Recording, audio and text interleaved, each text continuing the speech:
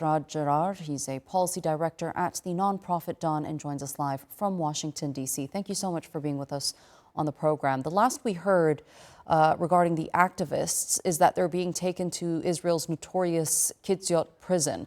What are some of the conditions that they may face and even poor treatment they may be subject to?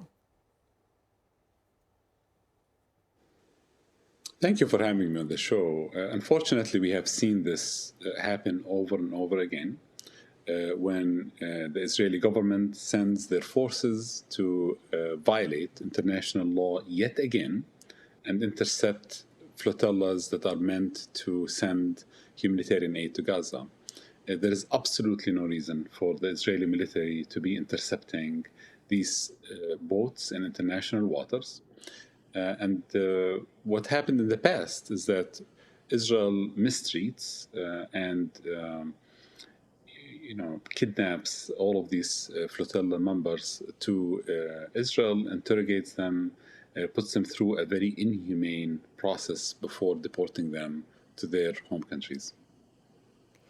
Can you just talk to us a bit more about what exactly these activists, some of who have been through this process before, exactly go through during that interrogation process?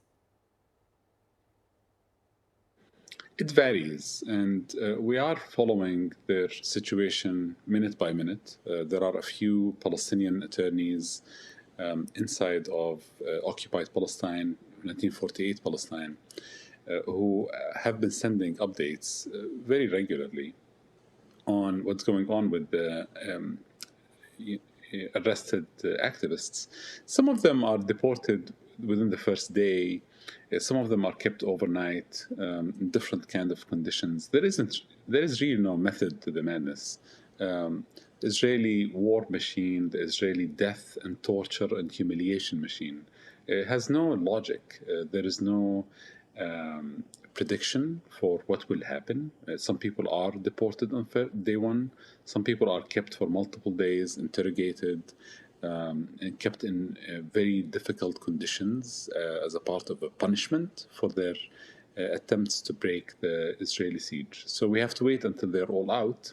Of course, knowing all of these activists, every single time I see interviews with them or I see messages from them, they all say the same, which is, this is not about us. And don't focus on what's going on to us. We are here as messengers to shed a light on an ongoing genocide that's going on in Gaza. We are here as messengers to say that the world has to stop its silence. Mm-hmm. The world has to pay attention to what's going on in Gaza. Let's talk about that a bit, because we are waiting to hear an official response from Hamas on Trump's plan, which many say will legitimize Israel's occupation of Gaza and ultimately won't bring a long-lasting peace. Yeah, I think there is. This is the time that we're waiting for Palestinians to respond. This is an issue much bigger than one Palestinian faction. I think Hamas is one of the groups that are involved in this negotiations. Many other Palestinian groups in Gaza and outside of Gaza are also involved.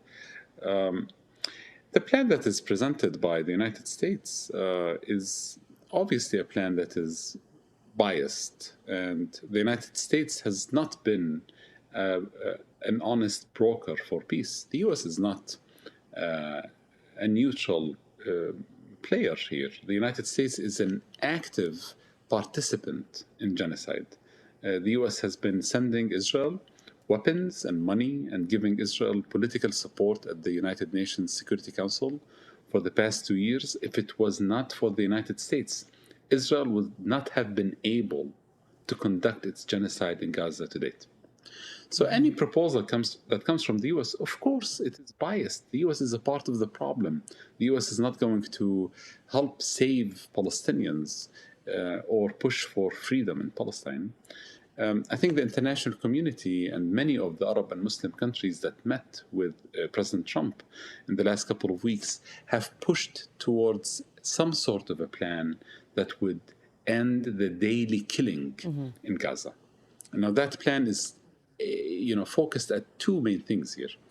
We're talking about an immediate halt of killing, of starvation, stopping the bombs and allowing food to go in. That's like the first track that many people have been pushing for. The other track is ending the end game for Israel, which is ethnic cleansing. Right.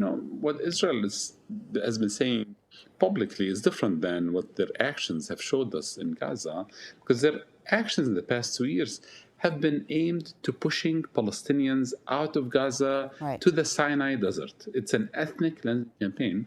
And I think this plan tries to also say that Palestine is for Palestinians, Gaza belongs to the Palestinians of Gaza, and they have to stay there. They have the right to stay, and if they choose to leave, they have the right to go back.